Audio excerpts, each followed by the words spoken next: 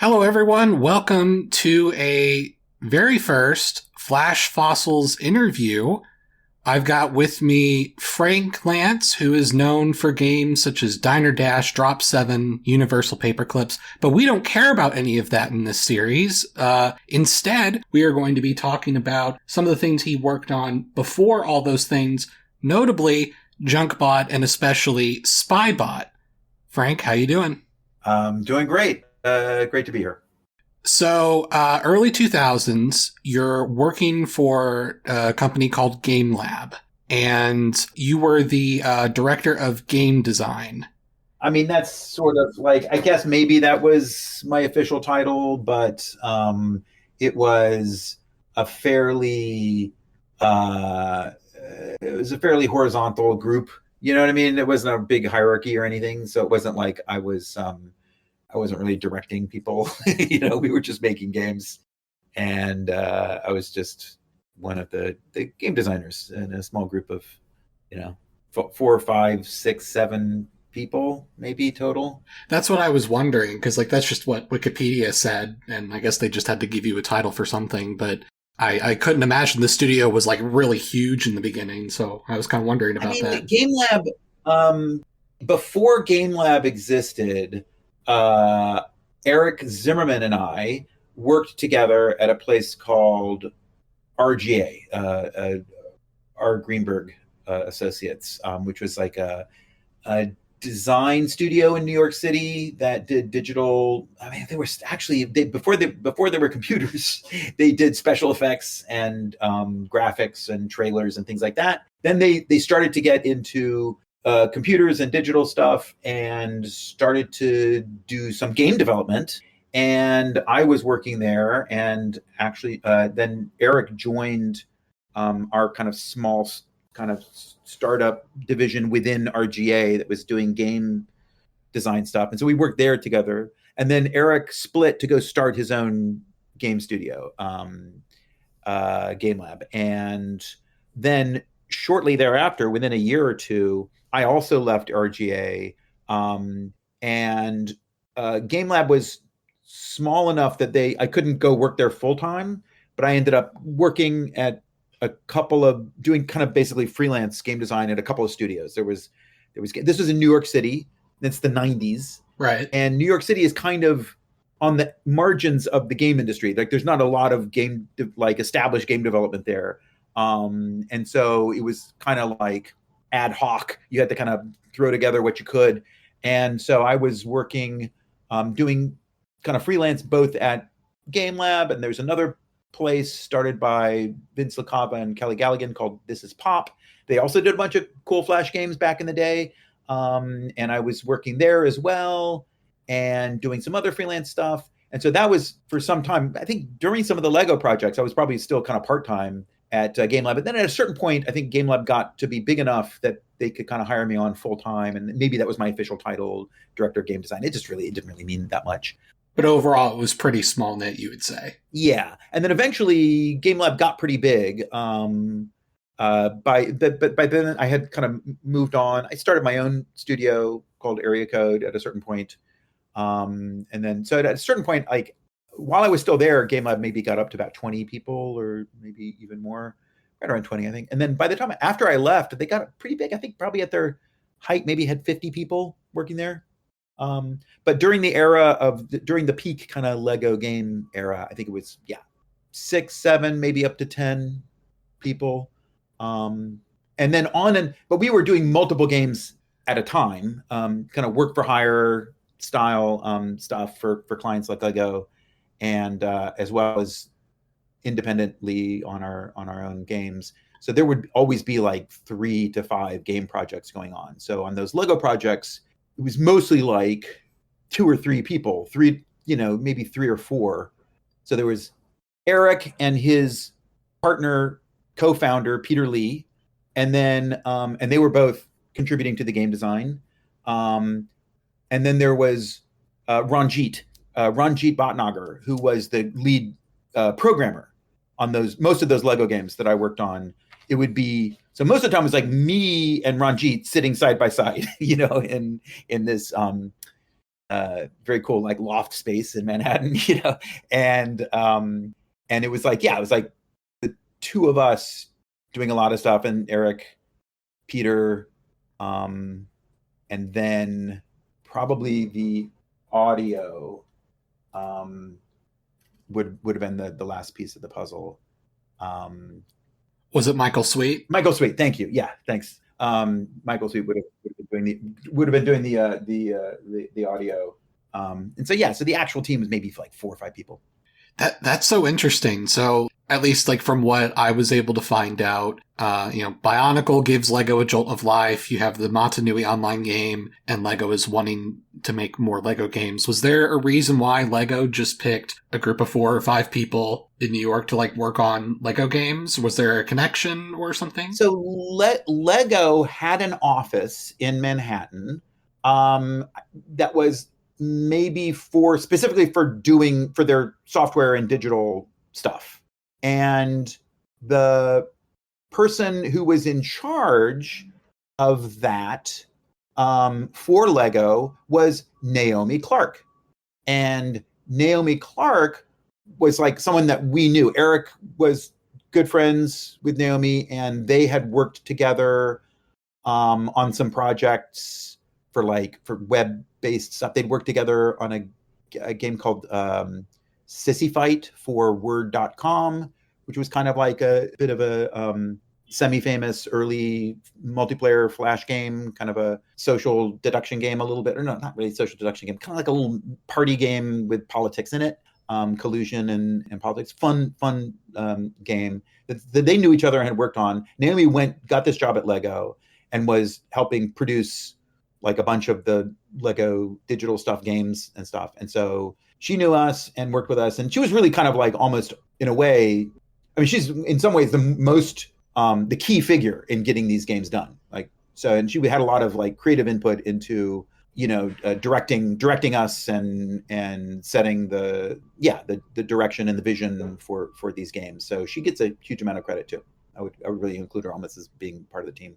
Well, definitely thankful for that, considering how many hours I played these games. Which are the ones that you remember and like? Because you mentioned Junkbot and then Spybot, the Nightfall Incident, which I would agree with you. I think those are the two best ones. Those are the ones I'm most proud of. But there's another one. World Builder is one that people are quite fond of, which I don't know if you remember that one. Do you remember Lego World Builder? Yeah, because that's the one where you have like the piles of Legos you build into like an RV, and then you drive to different spots, and there's like maybe like a Lego lion. Yes. That was a game that like I thought the concept was really cool, but for whatever reason, like 7-year-old me was like, oh God, this game is so hard. How do I beat it? Oh, really? Oh, interesting. Okay. I've been meaning to go back to it, but I haven't yet. Yeah, fair enough. Because I like World Builder a lot, but I think it's probably in my mind, like it's a little bit, the World Builder gameplay is a little bit, in a weird way, closer. I think we were trying to capture the play pattern of Lego itself a little bit more. You have a collection of bricks. The bricks are like a limited resource.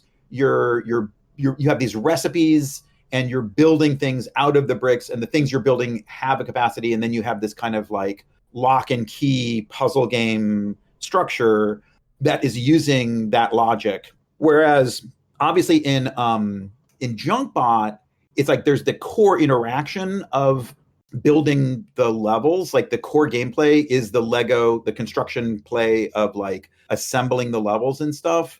But there's less of this sense of like building like vehicles and structures. It's more just like, okay, you're just reassembling the level. And then in Spybot, which I think is probably the best one, honestly, the Nightfall Incident, that one is almost like, look, the fact that it's Lego themed is almost just arbitrary. You know what I mean? Like that could, that has very little to do with the construction gameplay. And it's kind of all about modularity. I mean, there's a kind of spirit of, but also the toys themselves, like who remembers Spybot? Like those barely Legos at all. They were kind of like. I think that all the time. Cause like I was a huge Bionicle kid. Okay. And so like Technic sets were really cool, but I never really gotten into the Mindstorms. I might have been like just barely too young for those. Yeah.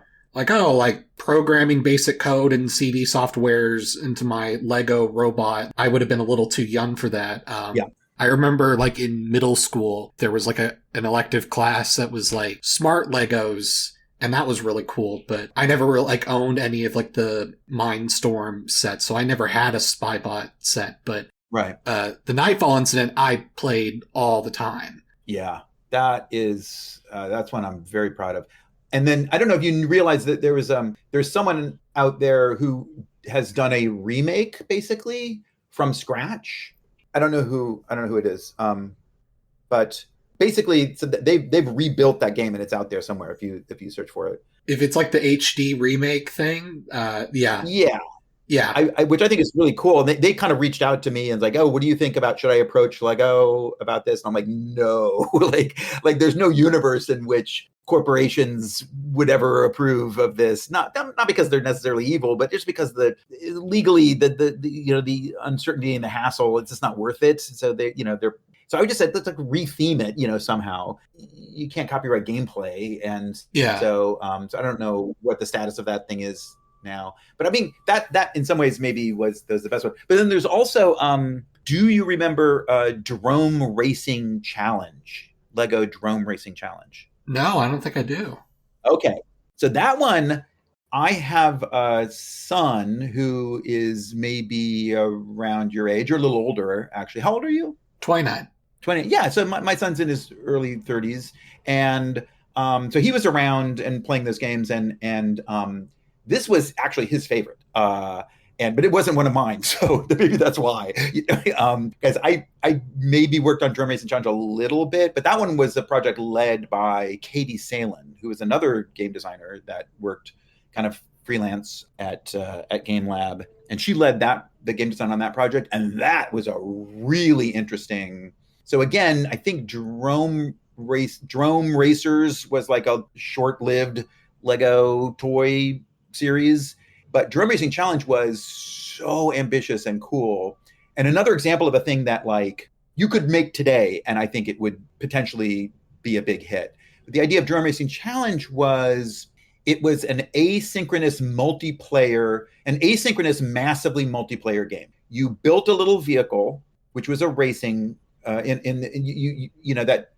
race car, and it was modular, and so you built it out of parts and upgraded it and blah blah blah, and then you made it available, and it would have races while you were offline. Your car would race against other cars, and then you would log in and see the results of these races. Oh, that's interesting. So just automatically. Yes. And so you would basically log in, see the records of all the races your car had went on, and the ones you won, you were gaining resources, and you would use those resources to upgrade your car and get access to other parts and special things. And the races were all generated procedurally. So every drome, so there were these different dromes, which are like biomes, and each drome that you could race in, that you could make your car available to race in, was defined by a set of hazards and obstacles and features that would be kind of procedurally combined to generate that race. And basically your car was like a collection of parts and stuff that were almost like strategies for like, so you would have like bigger tires, and bigger tires meant when there was a straightaway, you would go faster. Right? Or you could have tires with stronger treads. And that meant like when there was a sharp turn, your car had less of a chance of skidding off the track and losing speed. And then you could have things like, suspension, like different kinds of suspension. And suspension meant that if there were like rocky sections, your car would do better there. So in other words, like the parts that you use to assemble the car were basically like strategies that you could, like maximize for. Right. And then based on how the race went, it was super cool. Like it's such a deep, interesting like idea. Well, that's fascinating. Just a racing game, but you're almost like the coach instead of the racer. Yeah, exactly. Like that's kind of what I'm hung up on, because I can't think of any racing games where you're not the racer. It's pure. Yeah, it's like a pure kind of second order, like strategy coaching, like resource management game in the guise of a racing game. And then this idea of this like massively multiplayer asynchronous structure. I mean, that was the kind of stuff we were into at Gamelab. And looking back on it now, it's crazy. You know what I mean? Like, it's so ambitious and kind of experimental. Like, there's no games you can point to that have this structure. Like, and in a way, I don't know. I just feel like it was a bit of more of a Wild West frontier approach to game design back then. I mean, that's what was so great about like both Junkbot and Spybot as well is, you know, you can't say that like, oh, a puzzle game, like that's been done before. But then when you look a lot closer, it's like, well, I can't really think of anything quite like Junkbot or Spybot.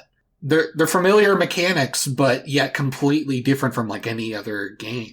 It is true, like, that we really, and that was partly, I think, because at Gamelab, and this was kind of just reflected the spirit and the attitude that Eric Zimmerman and I both had about games, which was that we were in it mostly for this sense of exploration and experimentation.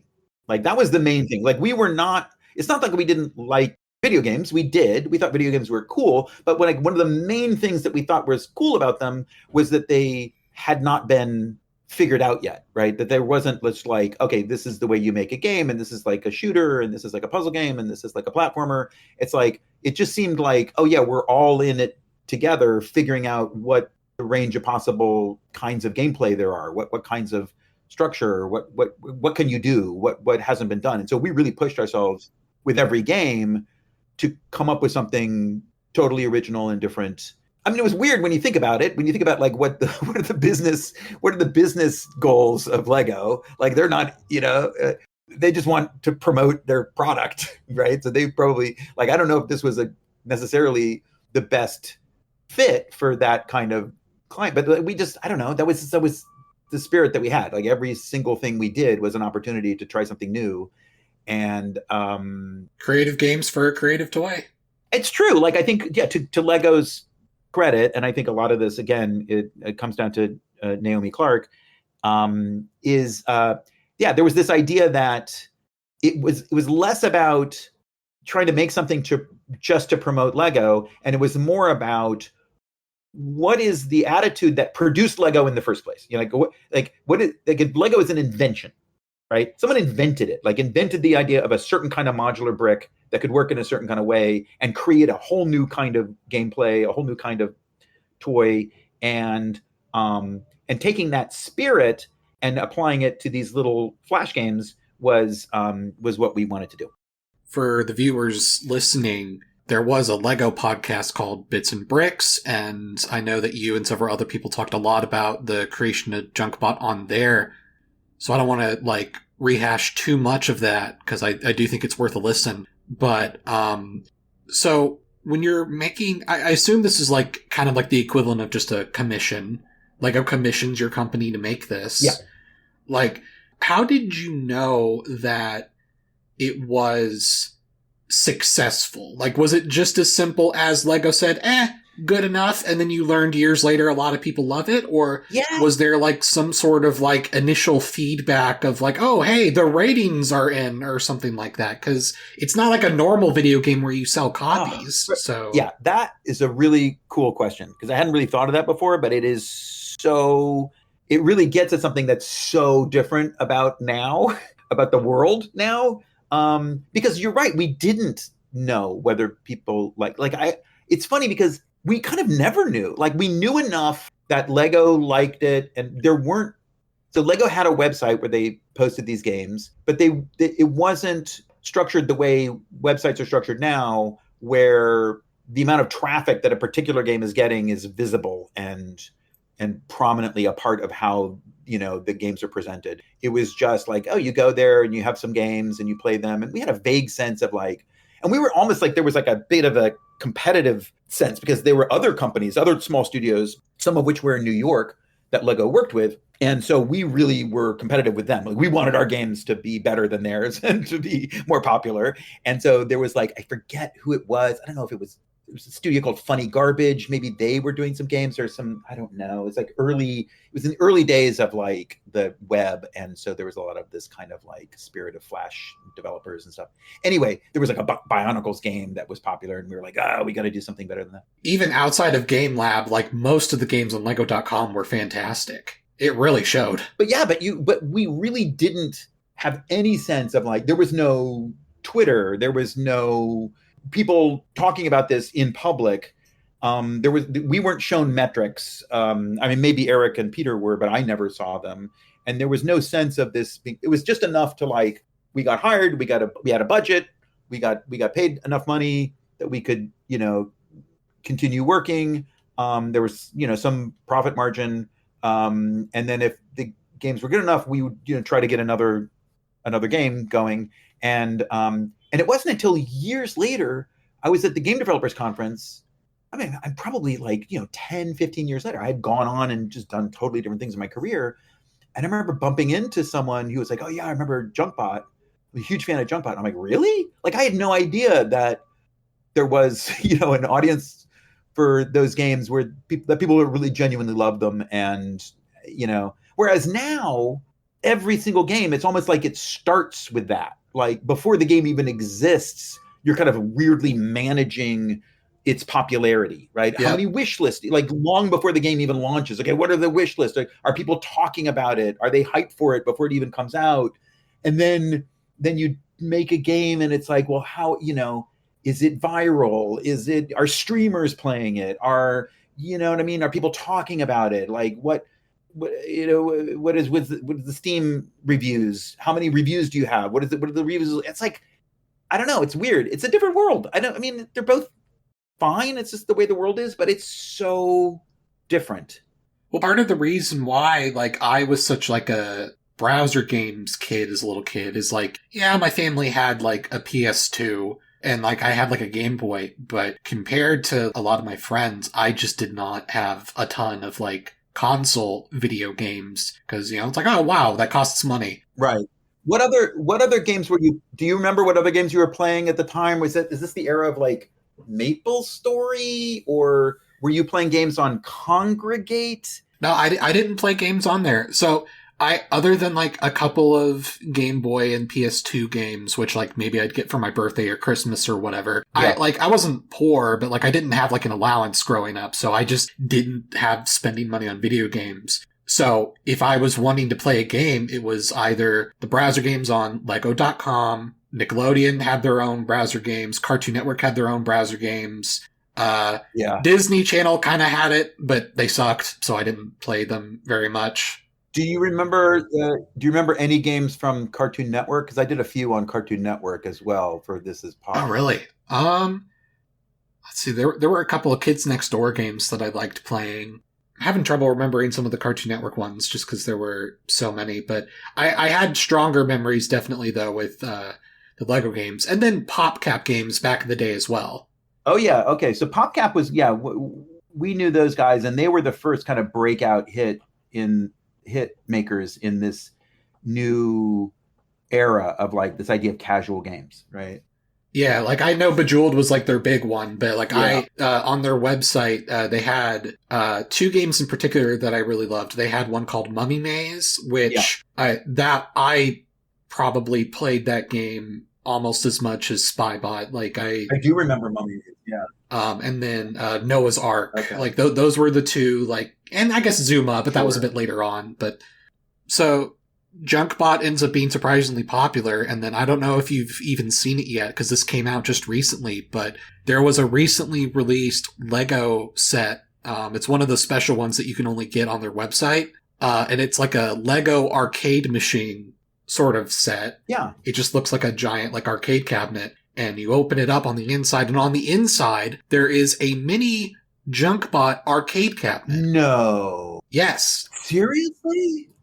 Oh, I'm looking at it now. I had no idea. I just looked it up. It says oh, that's so cool. Yeah. I had no idea. Oh, dude, thank you. That's so cool. Yeah, because that was just like a couple of months ago. So that's like this year. there are still people, both in the LEGO fan base and whoever's in charge of approving sets at LEGO, that remembers Junkbot, and it's still there. Oh, that is so good. Wow. Because, there's always going to be people that make, made up Junkbot Lego minifigures or something out of pieces that exist. But this is, official, now collector's canon Junkbot exists in a Lego set. I am buying this right now to give to my granddaughter, who is just getting into Lego. I am probably going to buy the set just for the Junkbot alone, honestly. That is so cool. Oh my God, that's great.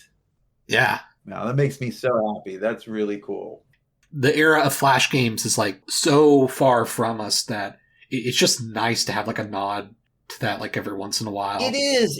And it's weird. I'm going to just take a minute I shouldn't complain. I got nothing to complain about. Everything's good and I'm really, proud and happy. And it's this is the way the world works. But I'm going to say this. It's not that I miss the good old days. What's a little bit disappointing is in a hobby / art / lifestyle, video games, that does such a good job of preserving the history. There is a kind of blank spot, you know what I mean? For these this era of Flash games.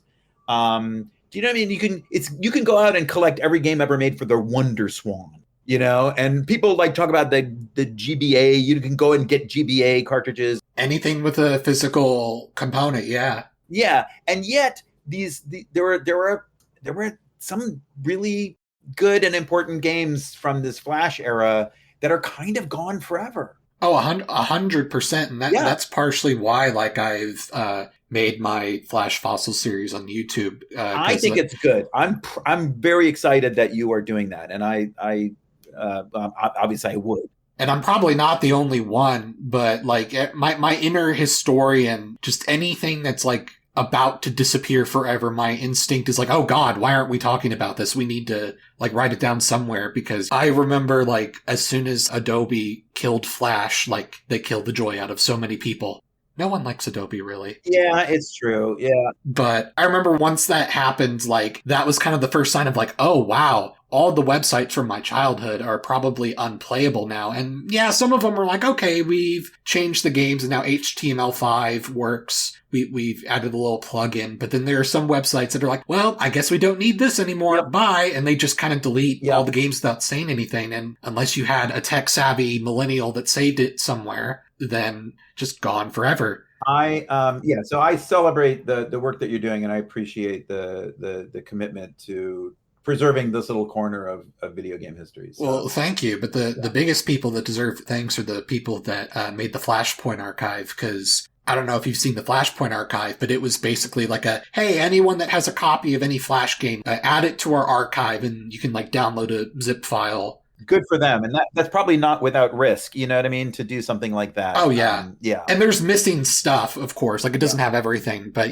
that's actually still how I play Spybot and Junkbot, because it was preserved on there. And, good. So there are people out there that are, saving the games. But excellent. Yeah, that era is gone. So moving on to Spybot. How much of, I know you said that Lego was ultimately just a coincidence, effectively. You just wanted to make a cool game, but how much of the concept of Spybot was Lego's idea versus your idea or the company's idea?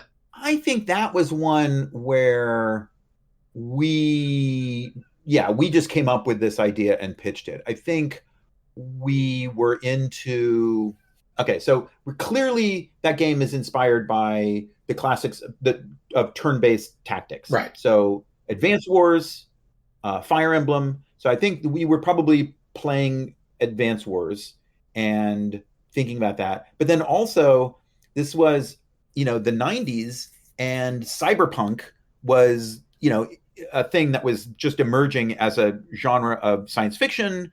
And so we were thinking about that, hackers and cyberspace, and it seemed that thematically that was a good fit for this product. It's not exactly espionage, but it's kind of espionage adjacent. And so we kind of had free reign, since these toys weren't really construction focused. to do anything as long as it was kind of modular and had some of the kind of modularity that is, part of the Lego brand. Then, and so we just came up with this idea of breaking into servers and playing this kind of tactics-based thing. I think another inspiration for this, I would say two other inspirations. One is the Neuromancer PC game. There's an adventure game based on Neuromancer, which is quite good and involves hacking into servers. And so that was one of the influences. And then another one was an early experimental PC game called Core War. Core War is a programming game where you are writing little programs that are fighting to control memory space. The programs themselves are represented as blocks, as existing on blocks of memory in a big grid. Interesting. And so each program is a different, and it's trying to make copies of itself and jump around to different parts of the grid and delete the other programs that are on the grid. And so that was kind of like, that was the stew that kind of inspirations that went into it. And then I don't remember who came up with the original, like the core mechanic of programs that were themselves units, that a unit moved by expanding, and it had this like maximum size, which then kind of like you would have like how many moves you could make, and then what the maximum size was, and like occupying space, and then the size of the program was its HP. Basically, that was the core idea of the central mechanic. It was probably just whatever, either me and Eric, jamming on stuff. And then I think it just quickly came together. Like that was clear. Like as soon as we started prototyping that idea, it was clear that, oh yeah, this is going to work. And then it was just a matter of coming up with all the stuff. It's the kind of game that, where it's just about developing the stuff. What are the different programs, and like what are they called, and what do they look like, and what are their different functions, and then Nick Fortuno was also on that team. So he's a new name, but is an important name on the Nightfall Incident, because he was kind of like led the story stuff. So he was kind of coming up with those characters and writing the story, and and that was one where we were like, oh, this is our chance to do something more ambitious in terms of being like an RPG, like a real full-fledged kind of tactics RPG with characters and levels and dialogue and a story that unfolds. And so that's really what we were, that's what we were shooting for. Yeah. And so would you say like what, it took you 6 months to finish it then? I mean, that was a typical, that was a typical scope in terms of the project schedules back then, but probably a little bit more. I would say 6 to 8 months, something like that. And then in terms of like obviously, I imagine you spent a lot of the time thinking of like different programs and stuff like that. But the story part in the game of like, oh, you work for this group called Smart, and we're the good guy hackers, and we need to stop disarray from charging money for the internet. Net. Dystopia we are thankfully so far away from. Yeah, how'd that turn out? Oh, God. Was that aspect kind of like just, something that you just kind of like made in the beginning or at the end or like along the way? That was Nick Fortuno, and he was just like writing that stuff and kind of crafting the story alongside us. And then we didn't have like a very hierarchical structure. So it's not like we had like a separate story team. It was more like, hey, we're all in this together, and we would get together and jam and do stuff up on the whiteboard and do builds, and Ranjit would publish a playable version, and then we'd all sit around and play it and talk about it and jam on it some more, and Nick would go off and write more story and characters and dialogue and stuff. So it was just like, that kind of process. There's something about the aesthetic of the game where it probably wasn't intentional, because you usually don't think about how it's going to look like decades from now, but so many aspects of the game are like, okay, an early 2000s computer, but it looks cooler. So like, oh, the map is like a computer's bitmap, but it's isometric, and the programs are like a 3D screensaver looking sort of thing that now kind of, 2 decades after the fact, instead of it looking like, oh, this is the this is what the future of computers is going to look like. Now it kind of looks like a nostalgic view of the future. Yeah. There's something about that like late 90s, early 2000s future aesthetic that you kind of look in the similar way to like a 60s Star Trek sci-fi future aesthetic. We're like, oh, this is like the future of the 90s. Yeah. That definitely is there. And I am, I think I was probably doing most of the graphics on that game. I think I did most of the art direction and graphics. I really like what we did with the kind of the backgrounds of it. Each server had its own identity. The idea that another game that was maybe a bit of an inspiration for that was the game Wipeout. We really liked that kind of corporate futuristic aesthetic that you get in Wipeout, where there are these different corporations and they have their own kind of branding and identity. It's the idea that each server was like a different corporate entity that had its own kind of style. That was something I think turned out really well. And Michael Sweet, again, I think did different music for every one of the different servers. And so that was like something. I was going to ask about that because one of the things that's unfortunately been not completely lost, but mostly lost since it got removed from Lego.com was, kind of like you mentioned. What I remember is when I played it on Lego.com, there were like 5 different tracks for like the net battles, and I didn't beat the full game until I was like an adult. So I didn't remember the 5th one, but I remembered in my head like, oh, there was like 4 different tracks, but at some point along the way, someone who saved the game, they failed to save like the 4 of the 5 tracks. Oh.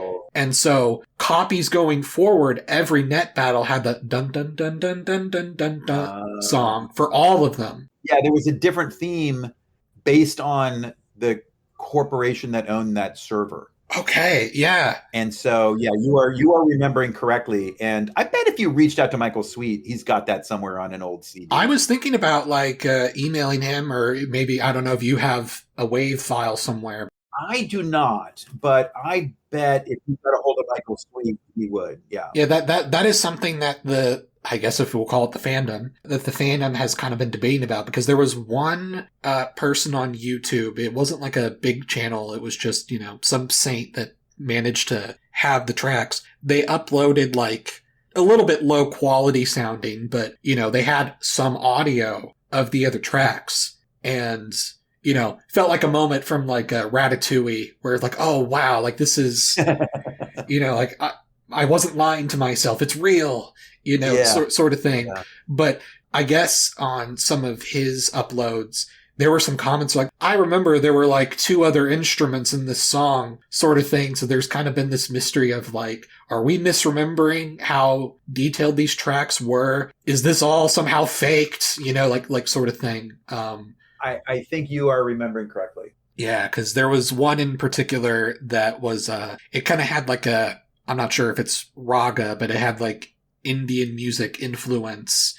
And that makes sense. Yeah. And there were a lot of comments like, I remember this one having like a high-pitched guitar line in it or something like that. Like there was something more to the track, but, no one could remember because that was the only upload on like all of YouTube that even confirmed that this track existed, because now all of the archived versions of Spybot just have the main one. Interesting. Yeah. As I'm definitely going to email Michael Sweet. Good. Yeah. Oh, that's, that is definitely, there was definitely all those different themes. So I wonder if Michael Sweet has them. I bet he does. Yeah. I'm glad you confirmed that, because there were some people thinking like, oh, this is the song for all the level 4 ones, all the level 5 ones. I think it was per company. I think so. Okay. Yeah. I remember as a kid being so disappointed that Dr. Donut wasn't a real place. Like, man, Dr. Donut, that sounds really good. That's not real. Parker Ellington isn't real. Lucky Monkey isn't real. None of these are real. I'm so disappointed. And I remember someone figured it out later on, but I also remember realizing, oh, Dr. Donut's French, but what are these other languages? Like Lucky Monkey was Japanese. Parker Ellington was English. Mm-hmm. One of them was German, I think. Farmhouse. Yeah, Farmhouse. Yeah, That was that's right. German. Farmhouse. Which, I mean, hey, they got a lot of pharmaceutical By companies, the so that way, works. that's a pretty funny name, actually, for a German. I think it makes drug perfect sense, company. honestly. Farmhouse. That is very funny. Yeah. Wow, that really holds up. And then it was the Noi Automata one that I saw like some people weren't quite sure, but we think it was Korean. I do not remember. Okay. Because there were a couple comments like, this sounds like Korean, but it didn't quite sound Chinese, and Japanese is already taken. Oh, that's right. That's right. Yeah. Because they all had like a little login. Because you always, when you hacked in, you would get this kind of like AOL sound, like modem thing, and then you would hear the greeting. Oh God, yeah. That was very lavish for us at the time. Well, that's part of what made this game and several other Flash games too just stand out. There was something about like you really didn't have to go as hard as you did, but you kind of did. We really did. We always took the biggest swing we could on each one of these games. Yeah, and like when you're like an elementary school kid, like that's everything, because you, as a kid, you're gonna like remember that way more vividly and excitedly than it actually is. That's sort of like Calvin and Hobbes magic sort of thing. Michael Sweet did a great job, because I cannot tell you how many sound effects and sound bites from both Junkbot 2, but also Spybot, that have just been rent-free in my head my entire life. Nice. That is funny. Yeah, well, Michael Sweet is a super talented guy, and again, we were just treating these things like there was no sense that these weren't video games. Like, there was no sense that, oh yeah, we're making like, second tier kind of like junk or something. It was like, no. These were like, for us, we wanted them to have as much of the kind of whatever, like audio visual juice as we could possibly get into them, given their scope. So it was a big deal for us. Yeah, it showed. And when I saw the name Michael Sweet, I looked him up. I'm like, wait, is that the guitarist from Striper? Oh no, that's a different Michael Sweet. Okay, never mind. Different guy. Yeah. So how would you say, like, because obviously you're not going to know how popular a game is when it comes out. I don't think Spybot ever had like the popularity that Junkbot had, but were there like certain signs of popularity or people that would come up to you for Spybot at all, like they would with Junkbot? No, zero. That's a shame. Like I said, it was a totally different vibe back then. We would just like launch these things and we'd be proud of them, and we knew they were good, and or the Lego was happy with them, and they seemed to do fine on the site, and that was it. And then it wasn't until like 10, 15, even 20 years later that I would bump into some young game developer, who said, "Oh yeah, that game was really influential on me." And I couldn't believe it. I could not believe that there were people who remembered those games. But even like that crowd, like the 10 to 15 years down the line sort of thing, was it mostly just Junkbot, or did you have the occasional like Spybot fan? I would say for sure Spybot, Spybot and Junkbot, and then, like I said, World Builder. I would say that would be the third one that I occasionally had people come up to me about. So those are the big three. So I guess like you've kind of largely moved on to like mobile game type stuff. I would say not really.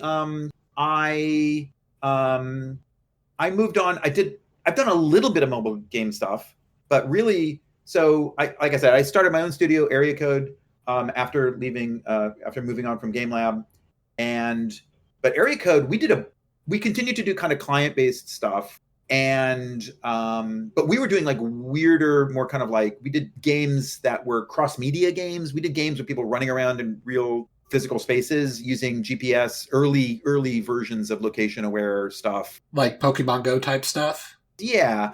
And then like ARGs, alternate reality games, like big, weird, kind of sprawling, experimental, real-world games. and which, yeah, I mean, like even less well documented than Flash games. Like it's an era of games that are even less hard or even more difficult to kind of like preserve, and so there's very little historical record of a lot of those. Yeah, because like obviously, like Wikipedia is never perfect, but like I was just looking at the list of Wikipedia of like the games you like looked at, and it's like Flash games, a couple of mobile games, the occasional PC game, like sort of thing. Yeah, so we did, and then we did a big alternate reality game for CBS, or a show that they had called Numbers. So this was like a big sprawling collective, mystery adventure game that people with puzzles and stuff that people solved. And then part of that game was we designed this very simple kind of abstract puzzle game, almost like Tetris, and that was called Chain Factor. And then after that core game we turned into its own standalone puzzle game called Drop 7. So that was a mobile game, and Drop 7 had its own, became something of a hit. But then beyond Drop 7, I haven't done much in the mobile space because it's such a nightmare to do mobile games. I can imagine. But then we made a bunch of Facebook games. So I made some early Facebook games, also kind of in that same weird space of being like Flash games a little bit, and also having all disappeared. And then that studio got acquired by Zynga at the kind of peak, mania of this kind of Facebook casual game kind of explosion. And then after that studio got acquired, I was sort of like, well, now can I make a game totally on my own? Is like am I capable of making games without a studio? And so I made a game called Universal Paperclips, which is another browser-based game. It's not in Flash, obviously. This is post-Flash. This is just like JavaScript. And so Universal Paperclips is probably what I'm most well known for now, quite honestly. And that game, we also made a mobile version. After that became kind of a viral thing. So there's a mobile version of that. And then now I'm just making like regular Steam games. So I'm actually collaborating with my son, who's now a game developer himself. And we just released a game on Steam called Q Up, which I think you might like, honestly, because it has a little bit of, it's got a lot of fake companies in it, just like Spybot. There's like this kind of like exploration of corporate, futurism in a weird way. And it also has a little bit of the spirit of kind of constructive construction game, modular construction gameplay, because it's at its heart, it's kind of a Zachtronics style engine building puzzle game. So that one, yeah, you might want to enjoy. You might enjoy. You might want to check it out. I'll definitely have to check that out. Yeah. But basically, what would you say, like, production-wise is, like, compared to, like, what you do now versus making a browser Flash game or Shockwave game back in the day? Is there, like, something from those days, production-wise, that you kind of miss that just doesn't really happen anymore? I mean, I'd say that I still have a very similar approach to games. The process that we developed back in the Gamelab days is still very much the spirit with which I make games. Like, I have other indie game developer friends who are in a different kind of rhythm where there's like, they spend 3 to 5 years on a game. So it's still a small team, but maybe they have publisher money and they spend 35 years. And I like making a game in a shorter amount of time. Like, I like doing a year or less on a game. And I like keeping that spirit of just experimentation, right? Like, to me, I'm still mostly excited about coming up with new ideas and trying them out and seeing what works. And doing that, it makes more sense to do kind of smaller scope projects.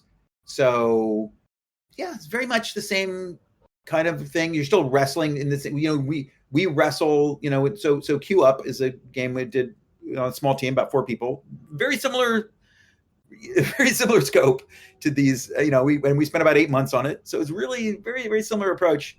And we're wrestling with Unity in the same way that we used to wrestle with the Flash engine, trying to make it do things and seeing, what we can, what it's capable of, and struggling, with all of its weird, finicky problems. And I'll consider that a happy ending. Yeah, it's very kind of a similar approach. The old ways can still work if you find a crafty way to try. I don't know where I'm going with this, but yeah. I think you're right. I think the old ways are the best. Yeah. All right. Well, thank you so much for this interview. Before we go, I mean, I know you already talked about your newest project, but is there any website, social media, like anything that you want to plug before we end it? I also have a Substack called Donkey Space, where I write about games and technology and culture. So check that out and go play Q Up on Steam. Sounds good. Yep. See you guys next time. Yeah, thanks a lot. I appreciate it.